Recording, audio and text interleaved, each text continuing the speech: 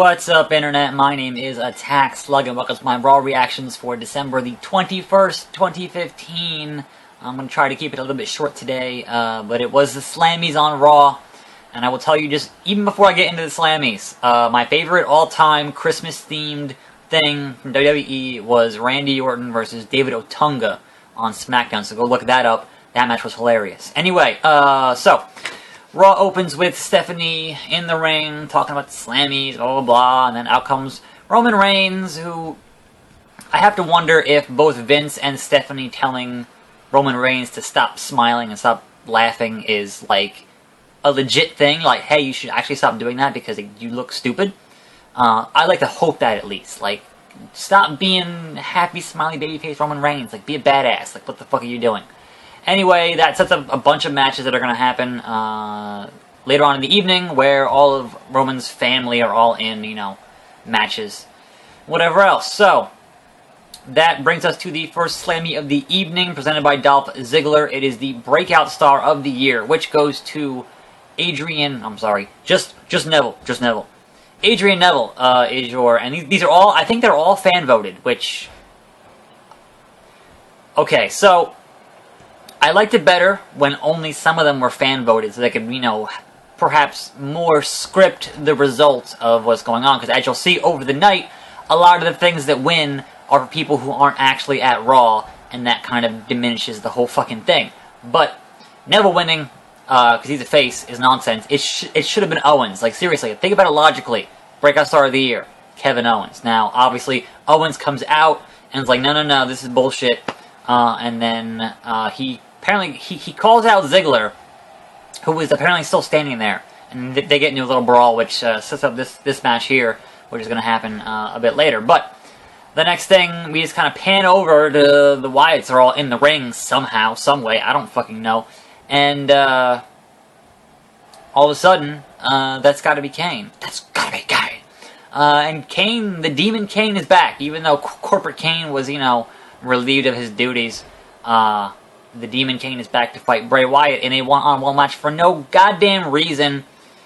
And I say that because this time of year with WWE, before they start their build of the Rumble, nothing matters. Honestly, Roman last week winning the belt was the most shocking thing, only because this time of year they're usually just in cruise control and like nothing matters. So anyway, obviously the other Wyatts get involved, and then there's a DQ, and then out comes the Dudleys and Tommy Dreamer, but not Rhino. I think that was the case. And then so go to commercial, come back, and it's the Wyatts versus the ECW guys and Kane. They had, you know, a 8-man tag match, and the Wyatts won. Whatever, like, none of that actually matters for anything. So, the next Slammy was Santino for the LOL Moment of the Year, lol. And the winner of that was that R-Truth thing where he thought he was in Money in the Bank, which was a fantastic moment, which they've done they did that again, like, recently. But that, I think, that was one of the few Slammies that I think was actually, that was probably the, you know, one of the best things of the year. It was fantastic. So that goes right into another Slammy, which is Paul Heyman, who's in the building, but not Brock, just Paul Heyman, presenting the Oh My God moment of the year, which went to Kalisto for his ladder thing that happened, like, just last pay-per-view. Now, I gotta, perhaps that gets chalked up to the fact that a lot of the casual fans have a very short attention span, and these are all fan-voted, so, hey, that just happened, we'll vote for that. Personally, my Oh My God moment of the year was Rollins cashing in at WrestleMania, because having a cash-in mid-match and turning it into a triple threat had never been done before, and was legitimately shocking.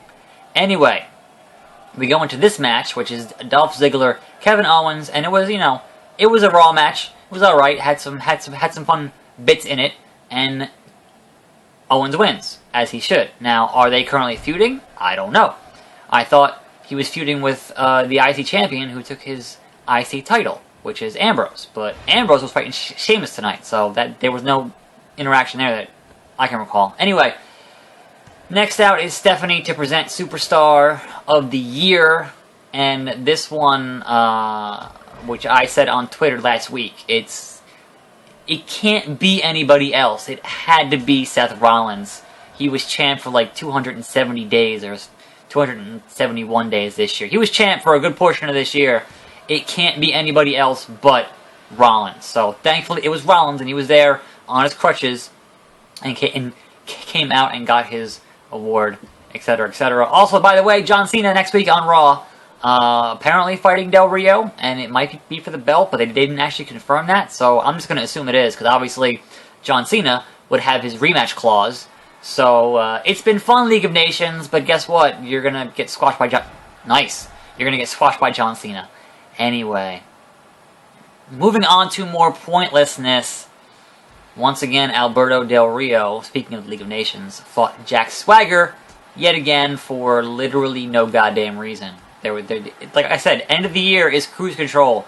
Most of these matches already happened before, and there's no particular consequence other than they're trying to make the League of Nations look strong before John Cena comes in and teams up with Reigns and just wipes them out. Because all the faces are friends and all the heels are friends. That's how wrestling works, right? No, it could be more nuanced than that, but it never is. Anyway. Next up, the next Slammy, was the Hero in All of Us, presented by Mark Henry, who totally botched it, and was like, and now the winner, and kind of went and did the thing, and like, wait, no, I should read the card, Mark. He's like, oh. That was real funny. Anyway, the winner of that was John Cena. He does like 8,000 Make-A-Wish things a year. Personally, I think it should have gone to Titus O'Neil, who's always doing, like, I always see him doing crazy community service stuff and just helping the homeless, and that dude is like legitimately a super good dude. And I thought he should have won, because, come on, it's Cena. He fucking wins everything. Anyway, that brings out Bo Dallas, dressed as Santa Claus, Bo Claus. And the award he was presenting was the Surprise Return of the Year. Now, I thought, this award category, the winner, it was absolute bullshit, alright? So Sting won. Now, Sting was at Mania, had that match at Mania, and then went away, and then came back to feud with Seth Rollins for some ungodly reason. Now, maybe in terms of storyline, Sting was the most surprising return, but holy shit, Alberto Del Rio coming back after getting fired for slapping a guy, making a racist joke, going on to the Indies and Lucha, talking a bunch of shit about how WWE is racist from the bottom all the way to the top, and then coming back and beating John Cena for the US belt in like 8 minutes. How is that not the most surprising return of like the last 5 years? Like, I was legitimately shocked when that happened. How the fuck did this not win? What are you doing? Anyway, speaking of bullshit, we get the New Day in the ring, and I fucking love the New Day, and they're pissed because they didn't win Tag Team of the Year. How do you not give the New Day Tag Team of the Year? They have been consistently killing it for months. Months. But no, it goes to the Usos. You know why it goes to the Usos? Because they're a face team, and it's all fan voting. Fans failed it. Universe failed it. New Day should have won that. Anyway, it was a handicap match, or, well, yeah, it was a 3-on-2 handicap match. The New Day versus the Usos, and the Usos won with a roll-up on Xavier Woods in that match. So, that moves us on to R-Truth, presenting the Diva of the Year. And once in a while, WWE is good at being topical. And that Steve Harvey Miss Universe thing just happened, and they totally ripped that off with R-Truth giving the award to Paige. We said, no, I messed up. Actually, it goes to Nikki Bella. Because, hey, Nikki Bella, back on TV for the first time in a while. Conveniently, Nikki Bella back on TV right before her boyfriend, John Cena, back on TV. Funny how that works. Anyway, moving on to the next match. Oh, no.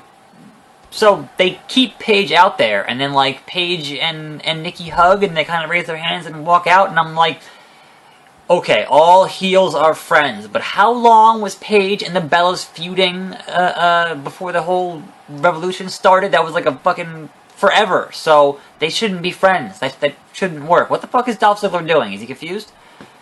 Why is this match going on so long? Anyway, moving on, it is Rusev versus Neville in another pointless match to make, just do your zigzag. Or to sleeper, I don't care. To make the League of Nations look strong before they get squashed by John Cena and Roman Reigns. You get the picture, Rusev wins, and Neville gets a bro kick after the match is over. So, that brings us to The Miz, who was on commentary for that match, going out to Package Pile Driver, going out to present for the most awesome moment of the year. And I really don't have any opinion on who should have won this award. I will say that for the Diva of the Year, yeah, sure, give it to Nikki. She broke the record for the longest reigning. I don't think she's a good wrestler. She's getting better. I don't think she's a great wrestler. But put her with the right other Diva, and they could have, some okay matches. But I don't really have an opinion on awesome moment of the year. And the winner of that, obviously, two folks who are not there tonight, which is The Rock and Ronda Rousey from that Mania moment. They were not there. What the hell? And, speaking of what the hell, no, we had, Brie Bella fought Becky Lynch, and Becky won, and it was a whatever Raw Divas match, not worth talking about. So, that brings out the Nature Boy, woo, to present Match of the Year. And Match of the Year went to two guys who also aren't in the building, The Undertaker and Brock Lesnar from Hell in the Cell, which that match was better than it had any right to be, considering the age of those guys and whatever else. And the fact, they had that match at SummerSlam wasn't great. But personally, that is not my Match of the Year. I would have said, and this wasn't even nominated. There was a match, I'm not sure if it was the first one or the second one, where John Cena fought Cesaro on Raw. That was easily one of my favorite matches of the year. But of those nominated, I would say Cena and Owens should have gotten it. But no, it went to Taker and Lesnar, and then Paul Heyman came out to, accept the award. Whatever. So, that brings us to our main event. It is Sheamus versus Dean Ambrose in a steel cage match. And I was hoping that this would go shorter, and I could put that in this video and have them fight in a steel cage. But it didn't, so fuck it. Whatever, who cares? Standard steel cage match nonsense. Kind of not a whole lot to talk about here. But I will say this. Obviously, they wanted to have Dean Ambrose win, right? Obviously. But Sheamus giving Dean Ambrose a white noise from the top rope should have been the finish to the match. That could have finished any match for the past, I don't know how many years. That should have been the most devastating thing, and Dean Ambrose kicks out. There was a bunch of League of Nations shenanigans here, and Roman Reigns, and Usos, and there was a bunch of nonsense, and they ended up with they're both outside, and Sheamus is just punching him, and he headbutts him, and he falls, and then Ambrose wins, and then there's whatever. So, it's kind of whatever. And here we go, Pop-Out Powerbomb. So, very end of the show. After that, very end of the show, Tom Phillips going to ask Steph what she thinks, and she pops him in the face with a bunch of slaps. And that was that.